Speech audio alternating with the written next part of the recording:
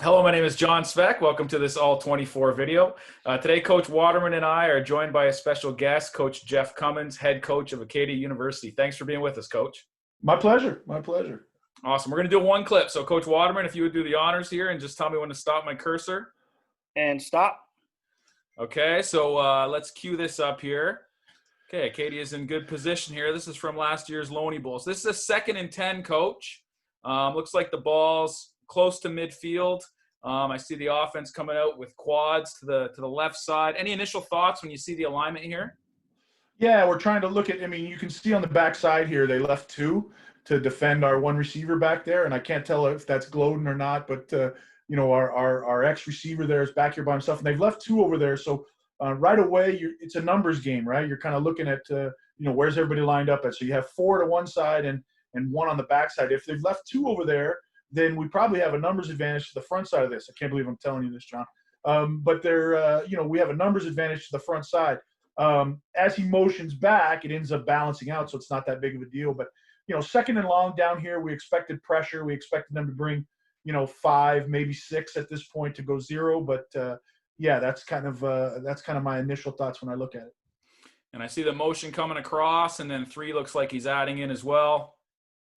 Yep, 3 adds in and comes to the backside defensive end there. Now, we would more than likely like to kick him out or cut him down as we wash with our first offensive front 5 there, the O-line. We're just going to wash everybody to the left here and look for that cutback lane for Dale, our tailback there, as he sees it. At second and 10, it doesn't look like we gain a whole lot here. We probably didn't get the numbers advantage that we would have liked. As we added in, so did they, and left us with an unblocked player at about 4 yards off the ball.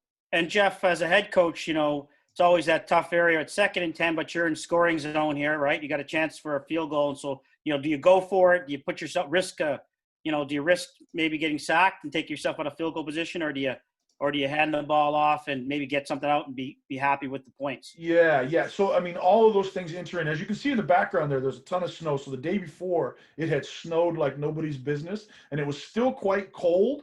At that point, we didn't want to take ourselves out of field goal range. And we were up by a couple of scores at this point, if I remember correctly. I'm trying to look at the scoreboard there. It looks like 12-0. So we're up by a couple of scores. If we kick a field goal here, it puts us up by 15, and we're in pretty good shape. And at this point in time, Dale was running the ball relatively well. We thought maybe we might be able to get close. And if what I say to our offensive coordinator is, and our offensive line is, make the head coach have a tough decision. Make me have a tough decision. So if it's 2nd and 10 and we get it to 2nd and 2 or less, now the head coach is going to make a tough decision whether to go for it or not go for it on 3rd down. We could throw the ball here and take our chances, and maybe it would have worked out, maybe it wouldn't have. But I think at this point we were trying to get some positive yards, put ourselves in a position to kick a field goal if we needed, but also see if we could get to that 2nd and short and maybe go for it on 3rd down. And those are all the questions you're asking. You go through as a head coach, right? You're looking at the weather, you're looking at possible score, and what the 3 points would mean, and all those factors as everyone's looking at the head coach from the sidelines. What are you going to do, coach? Right? Yeah, absolutely. How much communication do you have with your offensive coordinator prior to the play? Do you give him some advice in terms of being aggressive, or I want you to be conservative here? What do you say to him?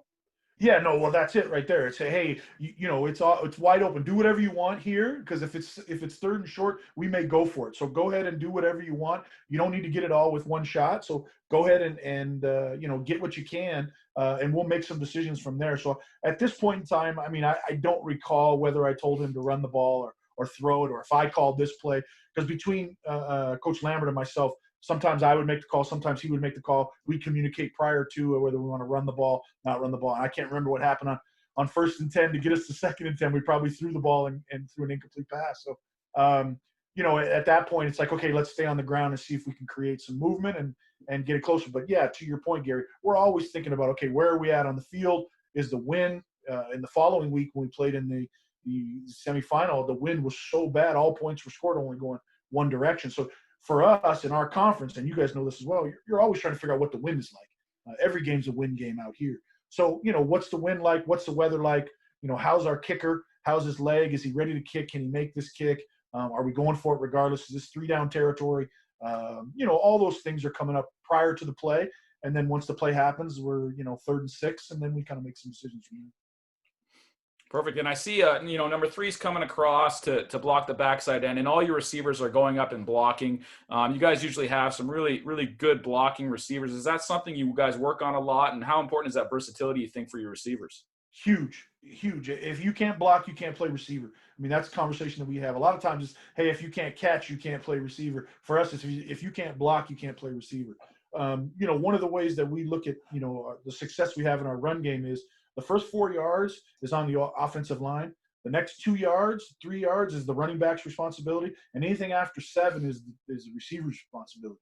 If the receivers make their blocks and that guy gets to 7 or 8 yards, our success after that is predicated on how well they block the defensive backs down the field. So for us, our receivers have to be able to block. It's something we practice.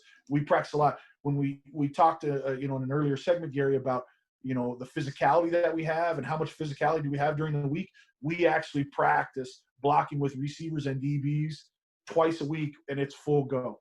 So we can't cut anymore, so they can't cut anyways, but we are full go in that blocking. In 2 separate drills on 2 separate days, we work that drill. So it's important for us. And just a quick look at the tight here, guys. If we see anything else here, obviously you see that kind of double mug front from the defense. And any thoughts when you see it from this angle?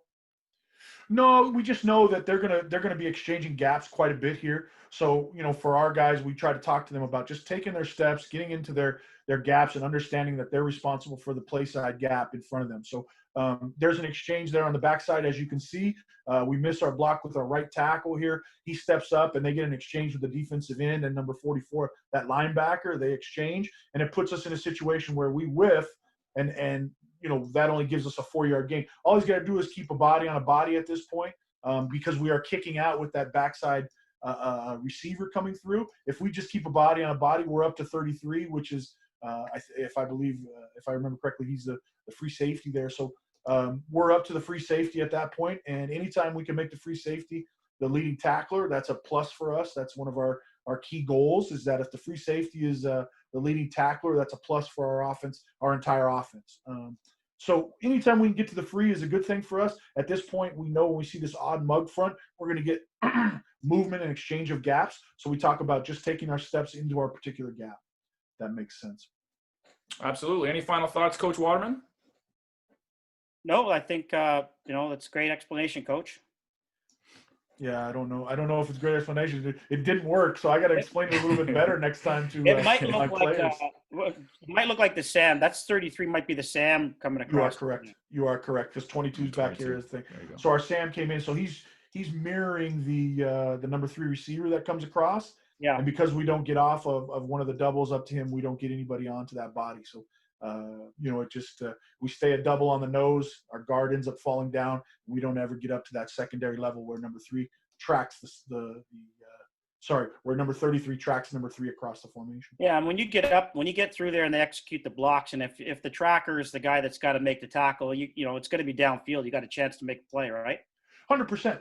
And you guys do some of this stuff too, and a lot of teams do this where you'll bring that number 3 receiver and he'll bluff that block and then get into the flat. So if that Sam linebacker wants to mill around and hang out in the box, then we just fake this little ball here and we dump to the flat to the number 3 receiver as he comes in. So that guy's kind of playing monkey in the middle a little bit. If he's going to stay in the box, we're going to fake it, and then we're going to throw to the flat to the number 3 receiver. If he wants to track him completely and get across, he's out of the box, and then we can kind of crease him, hopefully hit something in there right up the middle. So, yeah, it is the Sam that's tracking in there. He does a very nice job, and he's right there to make the play.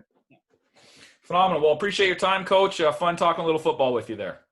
You know what? It's great to talk football at this particular time, John. It's something that we're not doing enough of at this point. And thanks, Jeff. My pleasure, guys.